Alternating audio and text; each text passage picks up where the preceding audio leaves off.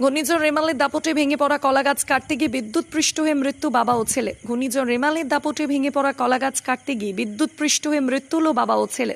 সোমবার সকালে মর্মান্তিক এই দুর্ঘটনাটি ঘটে পূর্ব বর্ধমানের মেমারি থানার দলুই বাজারে ২ নম্বর গ্রাম পঞ্চায়েতের অন্তর্গত কোনার পাড়ায়। মৃতরা হলেন বাবা ফরেশ সিং বয়স ৬৪ ও ছেলে তরুণ সিং বয়স ৩০। একই দিনে পরিবারের ২ রোজগারি ব্যক্তিকে হারিয়ে শোকস্তব্ধ হয়ে পড়েছেন পরিজনরা। ময়না তদন্তের জন্য মৃতদেহ দুটি আনা হয়েছে বর্ধমান মেডিকেল কলেজ হাসপাতাল পুলিশ মর্গে। পুলিশ মৃত্যুর ঘটনার তদন্ত শুরু করেছে। পুলিশ ও স্থানীয় সূত্রে জানা গেছে, দিন আনা দিন খাওয়া পরিবারের কর্তা ফরেশ সিং পেশায় ছিলেন ক্ষেত মজুর। তার বড় ছেলে বরুণ সিং কর্মসূত্রে হায়দ্রাবাদে থাকেন।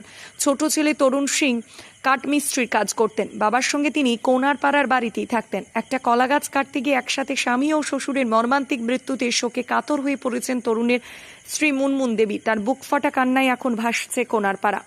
মৃত ফরেশ সিং এর ভাইপো বাপন সিং এদিন জানান, ঘূর্ণিঝড় রেমালের দাপটে তাদের বাড়ি লগোয়া বাগানের একটি কলাগাছ ভেঙে যায়। কলাগাছটির কাছেই ছিল বিদ্যুতের তার।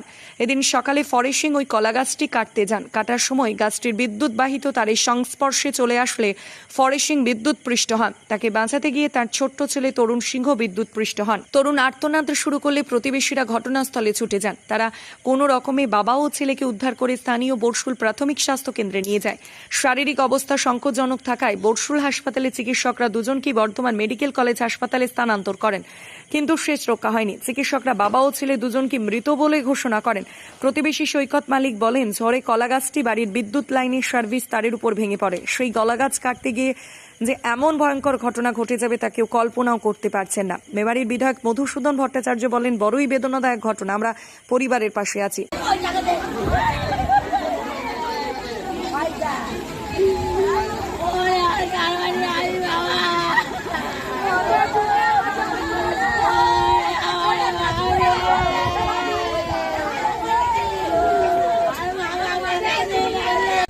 কি হয়েছিল বলো? আমরা ঘুমোচ্ছিলাম, দিয়ে বাবা আবার ঝড় হচ্ছে বলে বাবা ওইদিকে গেছিল, গাছ কাটতে গেছিল, তারের উপর গাছ পড়েছিল বলে। আর আমরা ঘুমোচ্ছিলাম, তারপরে আমাদের ঘরে পাশের বাড়ি থেকে ডাকলো যে দেখবি, এই যে এরা ডাকলো যে দেখবি তোর বাবা এখানে পড়ে আছে। আমরা বুঝতে পারিনি যে কারেন্ট পড়ে আছে ওইখানে, আমরা ভেবেছি হয়তো এমনি হয়তো পড়ে গেছে।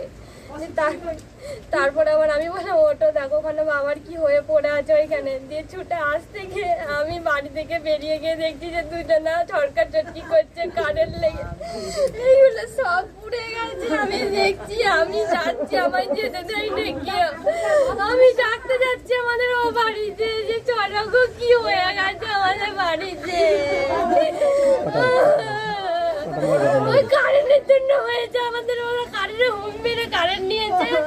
এটা কারেন্ট না থাকলে ওরা মরতো না, ওদের জন্য আমার স্বামী আর শ্বশুর মরেছে। আমি ওদের শাস্তি চাই।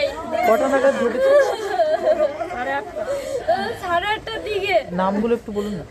স্বামীর নাম তরুণ সিং আর শ্বশুরের নাম ফরেশ সিং। কত আনুমানিক বয়স কত? স্বামীর 29 বছর হবে, শ্বশুরের বয়স আমি জানি না। এটা কোন জায়গা? কোমরপাড়া। কোন থানা? মেমারি থানা। হ্যাঁ। কোন পঞ্চায়েত পড়ছিলেন? এটা কোন পঞ্চায়েত? দলি বাজার। আপনার কি নাম? আমার মুনমুন সিং। ঠিক আছে। দাদা, কি ঘটনাটা ঘটেছিলেন বা কি দেখতে ঘটেছিল তো আমরা জানি না, তো এখানে এসে শুনতে পাচ্ছি, গ্রামের লোকের মুখেও শুনেছিলাম যে আমরা তাড়াতাড়ি হাসপাতালে চলে এলাম। এখানে চিকিৎসাও যথারীতি করার স্কোপ ছিল না, কারণ ওখানে তো এই চলিতাহত অবস্থায় মারা গেছে। বুঝতে পারেনি বা কোনো কারণই হয়, বা একজন হাসপাতাল হয়তো ছাড়া হয়ে গেছে, যাই হোক। আর যে প্রাকৃতিক দুর্যোগ চলেছে, আপনারা দেখেছেন যে প্রাকৃতিক দুর্যোগ কেমন চলছে। এখন এগুলো তো অ্যাক্সিডেন্টাল ডেথ, এটা আপনার যে কোনো ব্যাপারেই মানুষের ভিকটিম হয়ে যেতে পারে, ভুক্তভোগী হয়ে যায়। যাই হোক, তাদের তো আত্মার শান্তি কামনা করছি এবং তারা তাদের সংসারের পাশে আমরা আছি। আমি স্থানীয় এমএলএ মাননীয় মুখ্যমন্ত্রী স্বয়ং সবসময় আছেন পাশে। ইলেকট্রিক শক খেয়েছিল? বিদ্যুৎটার আবার ঘটেছে সেটা বলছে না, মুখ্যমন্ত্রী না হলে তো আমরা ঠিক রিপোর্টটা পাবো না।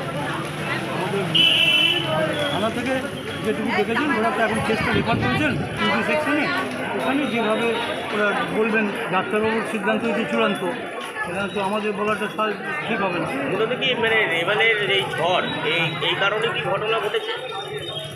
হতে পারে, এর থেকে হতে পারে, কারণ ওরা তো বাইরে বেরিয়ে পড়েছিল মাঠে। মানে ঝড়ে কলা গাছ পড়ে গেছিল? হ্যাঁ, কলা গাছ পড়ে তার উপর ছিঁড়ে যায়। মানে এই বিদ্যুতের তার কি মানে না, ওরা হয়তো মনে করছে কেবলের তার হতে পারে বা বিদ্যুতের তার নাও হতে পারে। কী ঘটনা এটা আর 1 ঘন্টা 1.5 ঘন্টা পরেই জানা যাবে। মানে আমাদের অপেক্ষা হচ্ছে ইউপি ওখানে। মানে আপনি পরিবারের কাছে এলেন আজ?